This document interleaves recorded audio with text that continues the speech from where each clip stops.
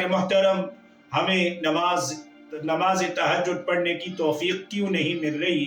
اس کی کئی وجوہات ہیں، کئی اسباب ہیں۔ سب سے پہلا سبب تو یہ ہے کہ جب بندہ رات کو سوئے اور یہ خیال کرے میرے اللہ میں تہجد کی نماز نہیں پڑھ سکتا، تو پڑھا سکتا ہے۔ اور جب نمبر 2 یہ ہے کہ سونے لگے تو سونے سے پہلے اللہ کی ذات سے توبہ استغفار کرے کہ اللہ جتنی بھی تیری نافرمانیاں مجھ سے ہو گئی ہیں اور گناہ ہوئے ہیں، اے اللہ میں ان تمام سے توبہ کرتا ہوں اور تو مجھے معاف فرما دے۔ اور تیسرا سبب جو نماز تہجد کے پڑھنے میں رکاوٹ بن جاتا ہے، رات کے سونے سے پہلے موبائل دیکھنا اور موبائل میں ایسے غلط چیزوں کو دیکھنا، یہ تہجد میں پڑھنے سے انسان کو محروم کر دیتی ہے۔ تو ان چیزوں سے جب بندہ اجتناب کرے گا تو انشاءاللہ اللہ رب العالمین تہجد کی نماز پڑھنے کی توفیق عطا فرمائیں گے۔ رسول اللہ صلی اللہ علیہ وسلم کی حدیث مبارکہ ہے جس کے راوی حضرت ابو ہریرہ رضی اللہ تعالی عنہ ہیں کہ رسول اللہ صلی اللہ علیہ وسلم نے ارشاد فرمایا، کیا فرماتے ہیں کہ ینزل ربنا تبارک و تعالی کل لیلۃ الی السماء الدنیا، کہ ہمارا مالک اور رب تبارک و تعالی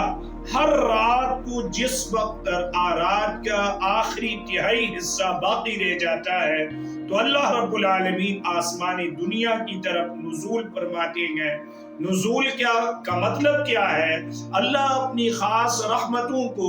اپنی مخلوق کی جانب متوجہ فرماتے ہیں اور ارشاد فرماتا ہے، اللہ رب العالمین گویا ہوتے ہیں، آواز دے رہے ہوتے ہیں، کون ہے جو مجھ سے یقول من یدعونی فاستجیب لہ، کون ہے جو مجھ سے دعا کرے میں اس کی دعا کو قبول کروں۔ اور فرمایا من یسألنی فاعطیہ، کون ہے جو مجھ سے کسی چیز کو مانگے، مجھ سے سوال کرے، مجھ سے مانگے میں اس کو عطا کر کے خوش ہوں۔ فرمایا من یستغفرنی فاغفر لہ،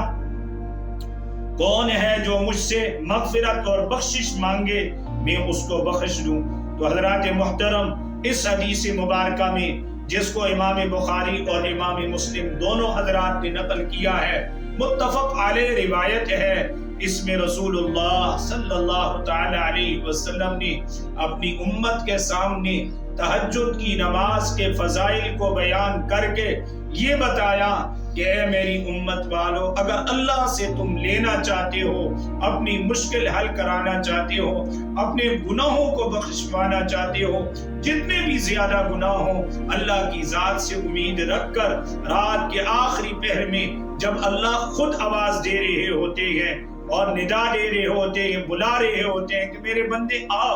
اور اللہ کی رحمت جوش میں ہوتی ہے، اللہ رب العالمین اپنے بندوں کو معاف کرنا ہی چاہتے ہیں، تو اس وقت جب بندہ مومن اٹھتا ہے، اللہ سے دعا کرتا ہے، تو اللہ رب العالمین اس کی دعا کو رد نہیں فرماتے، قبول فرماتے ہیں۔ اللہ رب العالمین مجھے اور آپ اور تمام مسلمانوں کو نماز تہجد کے پڑھنے کا اہتمام کرنے والا بنائے، اور خاص طور پر ماہ رمضان المبارک چل رہا ہے۔ ماہ رمضان المبارک میں صبح سحری کھانے کے لیے ہر کلمہ گو اٹھتا ہے، تھوڑی سی ہمت کر لے اور جو اسباب جو باتیں عرض کی ان سے اجتناب کر کے